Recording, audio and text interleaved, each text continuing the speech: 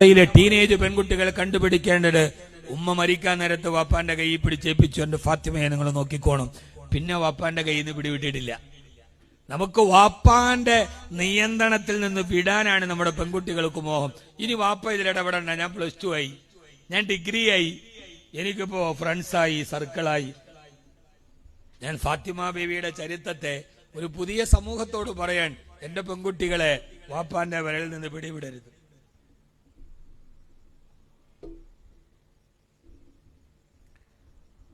ആകാശത്ത് പട്ടം പറത്തിയ മോള് ചോദിച്ചു, വാപ്പ ഈ പട്ടത്തിന് നൂലില്ലായിരുന്നെങ്കിൽ ഇതിങ്ങനെ ആകാശത്തേക്ക് പോകുമായിരുന്നല്ലോ.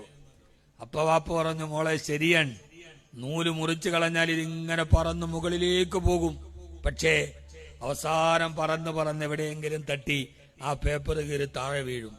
അതുകൊണ്ടാണ് ഇതിന് നൂല് വെച്ചിരിക്കുന്നത്. എന്റെ പൊന്നു സഹോദരിമാരെ, ആ പട്ടത്തിന്റെ നൂലിന്റെ പേരാണ് വാപ്പ ഉമ്മ എന്ന് പറയുന്നത്. നിങ്ങൾക്ക് തോന്നും ആ നൂലൊന്ന് കട്ട് ചെയ്തിരുന്നെങ്കിൽ ആവശ്യം പോലെ പറക്കായിരുന്നല്ലോ, എങ്ങോട്ട് വേണമെങ്കിലും പോകായിരുന്നല്ലോ. ആ പട്ടത്തിന്റെ നൂല് മുറിച്ചാൽ ഒരല്പനേരം ഒരു കുതിച്ചു പറക്കും. പക്ഷെ എവിടെയോ തട്ടിക്കീറി താഴെ വീണ് ഒന്നുകിൽ റെയിൽവേ ട്രാക്കില്, അല്ലെങ്കിൽ പോയ ഒളിച്ചോടിയവന്റെ വീട്ടിലൊക്കെ കഴിക്കോലില്, അല്ലെങ്കിൽ എവിടെയെങ്കിലും ആ പട്ടം അവസാനിക്കും. അതുകൊണ്ട് ആ നൂല് പൊട്ടിക്കാൻ ശ്രമിക്കരുത്. പട്ടത്തിന്റെ നൂൽ പട്ടത്തിന്റെ സുരക്ഷയ്ക്കാണ്. വാപ്പയ്ക്കും ഉമ്മയ്ക്കും എന്തിനിത് കാര്യമെന്ന് ചോദിക്കരുത്. അള്ളാഹു നമ്മളെ കാത്തുരക്ഷിക്കട്ടെ. ഫാത്തിമ ബീവി കൈ പിടിച്ചേൽപ്പിച്ചു, നബിയെ എന്റെ മോൾ. ആ വാപ്പാന്റെ വിരളിൽ നിന്ന് പിന്നെ മോള് പിടിയിട്ടിട്ടില്ല.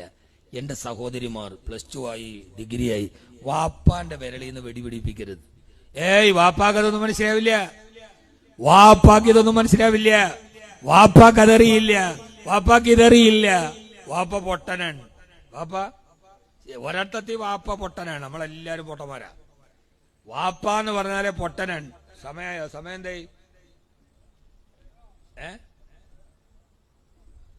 10:30 അല്ലേ? 10:30. ഇപ്പൊ ഞാൻ സമയം ചോദിച്ചപ്പോ നിങ്ങൾ പറഞ്ഞു സമയം എത്രയാ? 10:30.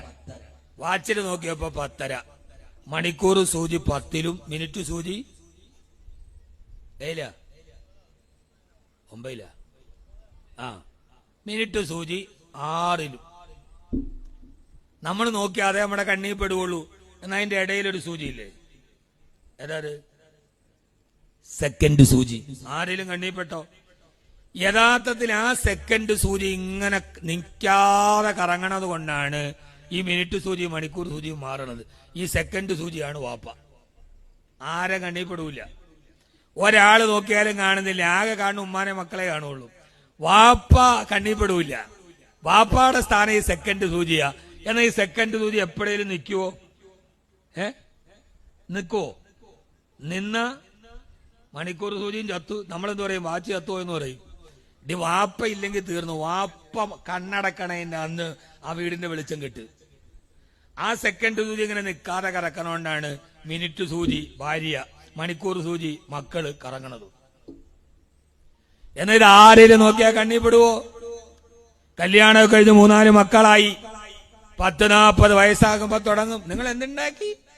ഇത്ര നാട് നടന്നിട്ട് എന്തുണ്ടാക്കി? നിങ്ങൾക്ക് അന്ന് ഞാൻ പറഞ്ഞല്ലേ അങ്ങനെ നോക്ക്, ഇന്നിങ്ങനെ പറഞ്ഞാല് ഇങ്ങനെ നോക്ക്, നിങ്ങൾ ചെയ്തില്ലല്ലോ. പിന്നെ പരാതികളായി, പരിഭവങ്ങളായി. യഥാർത്ഥത്തിൽ ഒരു പെണ്ണിന്റെ ജീവിതത്തിൽ ഏറ്റവും വലിയ സൗഭാഗ്യമുള്ള വാപ്പ ജീവിച്ചിരിക്കുന്നിടത്തോളം കാലം മോള് രാജകുമാരിയാ.